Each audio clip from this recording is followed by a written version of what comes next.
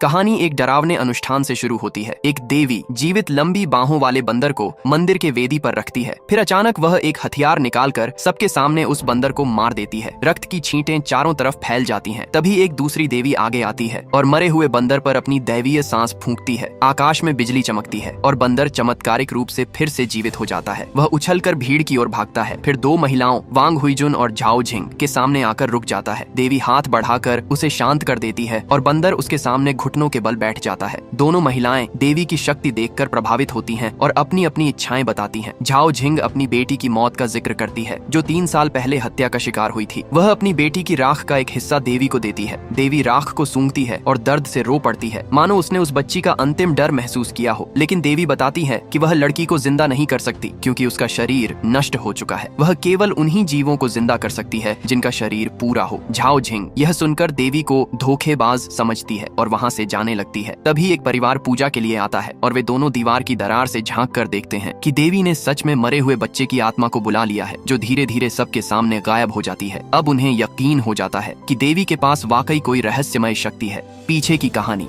दोनों महिलाओं की बेटियां मानव तस्करों के हाथों बिक गई थीं। इस गिरोह का मुखिया झांग शिकाई नाम का आदमी था, जिसे अदालत ने 3 बार सुनवाई के बाद मौत की सजा सुनाई। जब एक बच्ची मिली तो उसका शरीर पूरी तरह से घायल था। दूसरी जब बचाई गई तो वह वनस्पति अवस्था में थी, जिंदा पर होश में नहीं। ये दोनों लड़कियां वांग हुईजुन और झाओ झिंग की बेटियां थीं। बेटी का बेबस पिता। वांग हुईजुन की बेटी के पिता बहुत स्वार्थी था। वह अस्पताल में भी सिगरेट पीता था और इंटरनेट से मिले चंदे के पैसे अपने काम में लगाना चाहता था। वह कहता है वो अब कुछ नहीं सुन सकती। मैं नहीं चाहता कि वो यूं ही दर्द में जिंदा रहे। पत्नी कहती है वो तुम्हारी बेटी है। वह जवाब देता है हाँ, और इसलिए नहीं चाहता कि वो यूं तड़पती रहे। पैसे खत्म हो गए तो क्या होगा। वह आदमी सिर्फ पैसों की सोचता था, बेटी की हालत की नहीं। इसलिए दोनों औरतें सोचती हैं झांग शिकाई की मौत इतनी आसान क्यों। उसे वैसा ही दर्द महसूस कराना चाहिए था जैसा उनकी बेटियों ने झेला। बदले की योजना। जांच में पता चलता है कि झांग शिकाई के नाम पर कोई संपत्ति नहीं है, लेकिन उसकी माँ बहुत अमीर है। कानूनी तौर पर वे उस पैसे को नहीं छू सकती। इसलिए दोनों महिलाएं एक खतरनाक रास्ता चुनती हैं। वे देवी की मदद से झांग शिकाई को 7 दिनों के लिए पुनर्जीवित करने का निर्णय लेती है, ताकि इन 7 दिनों में वे उससे अपना न्याय खुद ले सकें। इसके लिए उन्हें उसकी लाश खरीदनी पड़ती है, जिसकी कीमत रखी गई 1 करोड़ रुपए। इतनी बड़ी रकम जुटाने के लिए दोनों महिलाएं अपने अपने तरीके से जुगाड़ करने लगती हैं। वांग हुईजुन को पहले से ही शक था कि उसका पति किसी और औरत के साथ है। वह उसकी हरकतें रिकॉर्ड करती है, सबूत इकट्ठा करती है और अंत में उसे तलाक देने का फैसला करती है। उसका पति अब दूसरी औरत के साथ बच्चा पैदा करने वाला था, लेकिन वांग हुईजुन अब सिर्फ एक चीज चाहती थी, अपनी बेटी का बदला। वह दुखी बेटी और पत्नी से दूर रहने को तैयार था। पर अचानक वांग हुईजुन ने कुछ शर्तें रख दी। क्या शर्तें? उसने कहा कि हमारा जो साझा बैंक खाता है वह सब जेन जेन के चंदे से भरा गया है, इसलिए वो पूरा पैसा जेन जेन के नाम होना चाहिए। ऐसा कैसे होगा? सुनने वाला बोला। वह खाता तो हमारा पति पत्नी दोनों का है, कानून के हिसाब से आधा आधा चाहिए। वांग हुईजुन कहती है ठीक है तो कानून के मुताबिक कर लो। वांग हुईजुन को पहले से ही पता था कि उसके पति सून गुओकियांग लालची हैं। उसने एक फोटो निकाल कर दिखाई। उस फोटो में उसका नवजात बेटा था। उसने कहा तुम तो बहुत दिनों से बेटा चाहते थे ना, उसका नाक तुम जैसा ही है, वो भी वैसा ही पैदा हुआ और भविष्य में भी वही घटिया इंसान बनेगा। सून गुओकियांग बेकाबू हो गया। अभी दोनों का तलाक पूरे तौर पर नहीं हुआ था। अगर उसकी बेवफाई सामने आ गई तो उसे सब कुछ गंवाना पड़ सकता था। वह घबरा गया और कुछ बोल भी नहीं पाया। फिर वांग हुईजुन ने तलाक का कागज निकाल कर रख दिया। मैं तुम्हारे सारे पैसे और तियानमू में जो घर है वो चाहती हूँ। सून गुओकियांग ने विरोध किया। वो घर उसके नाम पर है, वह सहमत नहीं करेगी। वांग हुईजुन ठहरी हुई बोली वो भी अब माँ है, अपने बच्चे के लिए वह सब कुछ कर सकती है। वह धमकी के साथ झोर देकर बोलती है कि उसे आज ही ये कागज साइन करके दे देना है, तुरंत हस्ताक्षर और अंगूठा लगा दो। सून गुओकियांग डर के मारे चुप हो गया। इसी तरह वांग हुईजुन ने अंततः अपने पति की सारी संपत्ति हथिया ली और अपनी इज्जत वापस पा ली। दूसरी तरफ झाओ झिंग भी पीछे नहीं रही। वह बीमा कंपनी में काम करती थी और कई लोगों को धोखा देकर कमाती थी। पर अचानक बॉस ने उसके सभी क्लाइंट उससे छीन लिए और उसे ऑफिस की कामहीन ड्यूटी पर भेज दिया। वजह थी कि वह एक जूनियर असिस्टेंट के साथ झड़प में फंसी पाई गई। बॉस ने उसे बेइंतहा परेशान करने की कोशिश की, पर झाओ झिंग न घबरी। उसने तुरंत एक रिपोर्टर को बुलाया और उन लोगों को इकट्ठा करवा दिया जिनको उसने बीते दिनों धोखा दिया था। वे सब मिलकर कंपनी पर दबाव बनाने लगे। झाओ झिंग रिपोर्टर के साथ बॉस के पास पहुंची। बॉस ने घबराकर असिस्टेंट को रोक दिया। वो जानता था कि झाओ झिंग रिपोर्टर लेकर आई है और अब हालात गंभीर हैं। झाओ झिंग ने पत्रकार से कहा कि उसे हाल के दिनों में बहुत कठिनाइयां हुई हैं और उसने पुरानी कंपनी फाइलों को निकाल कर देखा। उसने पाया कि कंपनी ने एक उत्पाद फुकांग वानन को आंतरिक आंतरिक रूप से हाई रिस्क बताया था, मगर बाहर बेचते समय उसे लो रिस्क के रूप में दिखाया गया, यानी धोखाधड़ी। बॉस ने इसे झूठ बताया। ये बात तुम बेवजह बोल रही हो, ये सब पहले की गलतियां थीं। झाओ झिंग ने कहा कि वह सब कुछ टीवी पर मान लेगी और उन सभी लोगों से सार्वजनिक माफी मांगेगी जिनको उसने ठगा था, और यह स्वीकार किया कि उसकी हरकतों की वजह से कुछ लोगों की जानें भी चली गईं। उसने कहा कि यह उसकी सजा है। यह देखकर बॉस दब गया और अंततः उसने एक बड़ी चेक साइन कर दी। दोनों औरतों के हाथ अब काफी पैसे आ गए और उन्होंने नियम के अनुसार उस रकम को पुल के नीचे रख दिया, जैसा पहले तय हुआ था। फिर उन्होंने झांग शिकाई की लाश को खरीद लिया और उसे बदलवा कर दूसरे शव से असली लाश की जगह रखवा दी। अब बस उस लाश को देवी के पास ले जाना था और तब देवी झांग शिकाई को पुनर्जीवित कर देगी। यदि झांग शिकाई 7 दिनों के लिए वापस आ जाता है तो वे उन 7 दिनों में उसे सजा दे सकेंगी, उसे तबीयत से पूछताछ करवा सकेंगी और बड़ी सी धन संपत्ति के झंडे भी खटखटा सकेंगी। लेकिन तभी अचानक एक नशे में धुत आदमी वहाँ आ जाता है और जिद करने लगता है कि उसे पीने के लिए कुछ दो। दोनों डर जाती हैं कि कहीं शोर मच गया तो राज न खुल जाए, इसलिए उन्होंने गीले कपड़े का रस निकालकर उसे नकली ड्रिंक बना के दे दी। फिर दोनों उस लाश को देवी के पास ले जाती हैं, क्योंकि वे उस आदमी झांग शिकाई को जीवित करना चाहती थीं। वजह क्या थी? क्योंकि उसी आदमी ने उनकी बेटी को मार दिया था। अब वे चाहती थीं कि वो आदमी सिर्फ जिए नहीं बल्कि 7 दिन तक जीते जी नर्क भोगे। देवी की काली जादू से आदमी जिंदा हो जाता है और फिर दोनों औरतें उसे बांधकर बिजली का झटका देने लगती हैं। वांग हुईजुन उसके शरीर पर प्रयोग करती है कि कौन सी जगह पर दर्द सबसे ज्यादा होता है। उधर झाओ झिंग अपना गुस्सा नहीं रोक पाती, वो लोहे का हुक उठाती है, फिर रिंच से उसकी पसलियां तोड़ देती है। वांग थोड़ी घबरा जाती है, लेकिन तभी झाओ को अपनी बेटी की ऑटोप्सी रिपोर्ट मिलती है, जिसे देखकर वो पागल हो उठती है। तूने मेरी बच्ची के साथ जो किया, अब वही दर्द तू भी झेलेगा। लेकिन ज्यादा यातना देने के चक्कर में वो आदमी मर ही जाता है। दोनों हैरान रह जाती हैं। अरे, हमने तो 1 करोड़ रुपए दिए थे देवी को ताकि वो 7 दिन जिए, ये तो 1 घंटे में ही मर गया। वे घबरा कर उसे कृत्रिम सांस देती हैं। आदमी 2 बार खांसता है और फिर से बेहोश हो जाता है। अब तो 6 दिन का खेल बाकी है। दोनों सोचती हैं कि उसे अस्पताल ले जाए ताकि वो बच जाए। रास्ते में ही झांग शिखाई अचानक होश में आ जाता है और गाड़ी से भाग जाता है। वो सड़क पर दौड़ता है, लेकिन तभी एक कार आकर उसे टक्कर मार देती है, फिर से बेहोश। अब दोनों औरतें डर जाती हैं, अस्पताल का नाम भी नहीं लेती, उसे घर ले जाकर बांध देती हैं। वांग कहती है अब असली खेल शुरू होगा। असल में वांग की बेटी भी उसी स्कैम पार्क में फंस गई थी जहां झांग शिकाई ने लोगों को ठगा था। वो लड़की बच गई, लेकिन पौधे जैसी हालत में पड़ी थी। अब वांग को उसके इलाज के लिए बहुत पैसा चाहिए था। उन्हें पता था कि झांग पहले धोखाधड़ी से करोड़ों कमाता था, इसलिए वे उससे पैसे निकलवाने का प्लान बनाती हैं। लेकिन वो आदमी पहले ही अपनी संपत्ति माँ के नाम कर चुका था। फिर भी दोनों उसे जज्बाती बातों में उलझाकर फंसाने लगती हैं। आखिरकार वो कागज पर 8 अंकों का नंबर लिख देता है, पर झाओ झिंग कहती है कम है। वो सोचकर 1 करोड़ की जगह 4 करोड़ लिख देता है। उसे नहीं पता वो खुद सिर्फ 7 दिन के लिए जिंदा है और 7 दिन बाद फिर से मर जाएगा। उधर झांग का परिवार मान चुका है कि वो मर चुका है, लेकिन तभी उसकी माँ को एक वीडियो कॉल आती है। उसे लगता है कि ये कोई फ्रॉड कॉल है, वो बात ही नहीं करती। तब दोनों औरतें उसका वीडियो रिकॉर्ड करके भेजती हैं। फिर वांग उसकी माँ के मंदिर पहुंचती है, जहाँ वो अक्सर पूजा करने आती थी। वो कहती है मैं भी तुम्हारी तरह एक नेक इंसान बनना चाहती हूँ। असल में वांग तीन चिंग संघ में घुसना चाहती थी ताकि वो झांग की माँ के और करीब पहुंच सके। इसके बाद कहानी में इन्फिल्ट्रेशन और बदले का गेम शुरू होता है। जब झाओ जिंग फिर से झांग को मारने आती है, वो घबरा कर अपना असली राज बताता है। तभी वांग आती है, तीन चिंग संघ का वस्त्र पहने हुए, जिससे झांग समझ जाता है वो दोनों एक ही गैंग की हैं। असल में उनका मकसद था झांग के छिपे हुए ब्लैक मनी का पता लगाना, लेकिन ये तो बस पहला कदम था। झाओ जिंग ने झांग का वीडियो उसके वकील हुआंग यीजेन को भेजा। हुआंग की बेटी भी झांग की ठगी की शिकार थी। वो धमकी देती है कि अगर मदद नहीं की तो उसकी छोटी बेटी की तस्वीरें पब्लिक कर देंगी। धीरे धीरे सच्चाई खुलती है। हुआंग की छोटी बेटी दरअसल उसकी पोती थी और वो बच्ची झांग शिकाई की औलाद थी, क्योंकि उसने हुआंग की बेटी आनकी के साथ जबरदस्ती की थी। अब सब कुछ जुड़ जाता है। झाओ पूछती है तीनों की बेटियां मर गईं, लेकिन सिर्फ आनकी ही क्यों जिंदा है? लगता है आनकी और झांग कुछ बड़ा राज छिपा रहे हैं। फिल्म के अंत में जब आनकी झांग से मिलती है, वो कहती है वो बच्चा तुम्हारा नहीं। झांग गुस्से में कहता है ओ हाँ, मुझे तो याद ही नहीं, तुम्हें तो बहुत लोगों ने। फिर वो उसे पकड़ने की कोशिश करता है। वो चिल्लाती है तुमने लोगों को मारा है, और यहीं से फिल्म का असली रहस्य खुलने लगता है।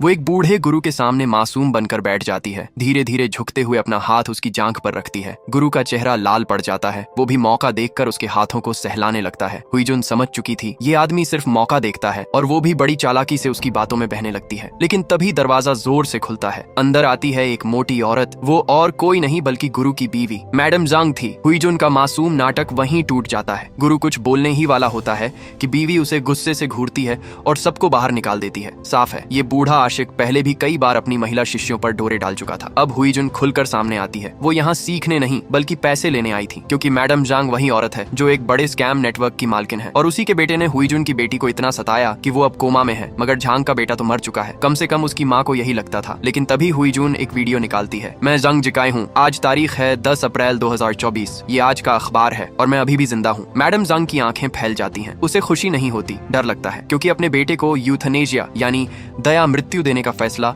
खुद उसी ने किया था। वीडियो में आवाज आती है, आज रात 8 बजे पहले वाले पते पर आना, बिना हथियार बिना बॉडीगार्ड, वरना ये वीडियो सबके सामने जाएगा। गुस्से में कांपती मैडम जांग फिर भी तय वक्त पर पहुंच जाती है, 4 करोड़ नकद लेकर। लेकिन बेटे को देखकर वो उसे बचाने नहीं बल्कि आग में जला देने की प्लानिंग करती है। कार में कोई और भी था, ए पेंग बंदूक लिए छिपा हुआ। वो बाहर आता है और कहता है, अब देखो अपने माँ बाप का असली चेहरा। वो जांग से कहता है, जिसने तुम्हें मारना चाहा उसे खत्म कर दो। जांग डरता है, हाथ कांपता है, लेकिन वो ट्रिगर नहीं दबाता। ए पेंग खुद उसे बचा लेता है और मैडम जांग को वहाँ से भागना पड़ता है। ये तो सिर्फ हुईजुन की बदले की शुरुआत थी। उसे पता था कि जांग परिवार की असली दौलत क्रिप्टो करेंसी में छिपी है। अब हुईजुन को चाहिए था कोई नया मोहरा और वो उसे मिल गया, ईथन नाम का लड़का। वो सोचती है कि ईथन से वो जांग फैमिली की बेटी यीटिंग को फंसवा सकती है और फिर शुरू होता है एक नया गेम। यीटिंग की जान बचाने का नाटक रचा जाता है और लड़की एक पल में उसके प्यार में पड़ जाती है। ईथन अमीर घराने के बेटे का ड्रामा करता है, गिफ्ट्स देता है, कॉफी डेट्स पर ले जाता है और यीटिंग को पूरी तरह अपने जाल में फंसा लेता है। लेकिन असल में वो सब एक सोचा समझा स्कैम था। ईथन की माँ भी सिर्फ एक एक्ट्रेस थी जिसे उसने पैसे देकर हायर किया था। यीटिंग अब इतनी गहराई में जा चुकी थी कि वो एक ऑक्शन में $8 लाख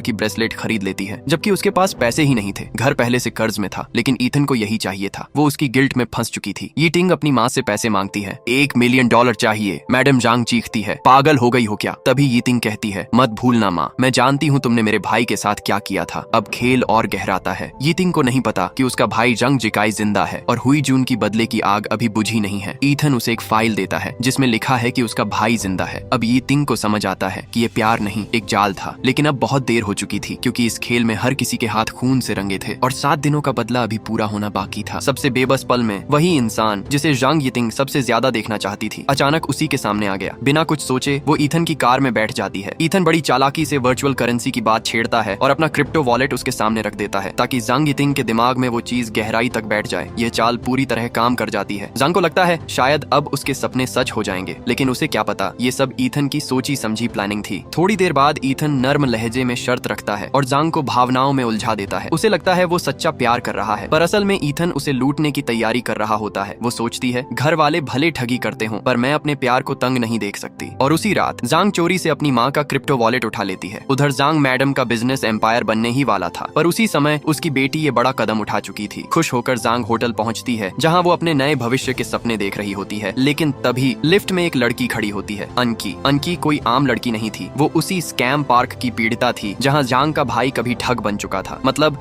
अब आखिरी शिकार बनने वाली थी खुद जांग यीटिंग। इससे पहले कि कोई कुछ समझ पाता, वांग हुईजुन, वो माँ जो बदला लेना चाहती थी, का फोन बजता है। उसकी बेटी जेन गायब हो चुकी थी। वो भागकर अस्पताल पहुंचती है, लेकिन वहां का नजारा डराने वाला था। जेन जो महीनों से कोमा में थी, अब कहीं नहीं थी। तभी दूसरा कॉल आता है, उसकी पुरानी दोस्त जाओ जिंग का। वो भी वही औरत थी जिसकी बेटी और वांग की बेटी को साथ में उस धोखेबाज स्कैम पार्क में फंसाया गया था। अब जांग शिकाई, वो ठग, जेल में बैठा सारा सच उगल देता है। वो बताता है कि जेन कभी मासूम नहीं थी। वो खुद उस गिरोह का हिस्सा थी जो वीडियो बनाकर और लोगों को झूठे वादे देकर ठगता था। वो हर बार जब किसी को फंसाती तो उसके खाते में पैसे भेजे जाते, ताइवान के एक ताइचुंग बैंक अकाउंट में। अब सारी कहानी उलट चुकी थी। जिसे अब तक बेचारी पीड़िता समझा जा रहा था, वो असल में इस पूरे स्कैम का बड़ा हिस्सा थी। जाओ जिंग अब फट पड़ती है, तुम मुझसे झूठ बोल रही थी है ना? वांग हुईजुन जवाब देती है, तुम्हारी बेटी मरी तो मेरी बेटी भी टूटी हुई है, लेकिन उसे जिंदा रखना मेरा गुनाह नहीं। अब दोनों औरतों के बीच बदले की आग भड़क चुकी थी। एक अपनी बेटी के लिए इंसाफ चाहती थी और दूसरी अपनी बेटी के गुनाहों को छिपाना। उधर अनकी का रहस्य और भी गहराता है। क्यों उसने जांग यीटिंग को बंधक बनाया? क्यों उसके पास वही क्रिप्टो वॉलेट था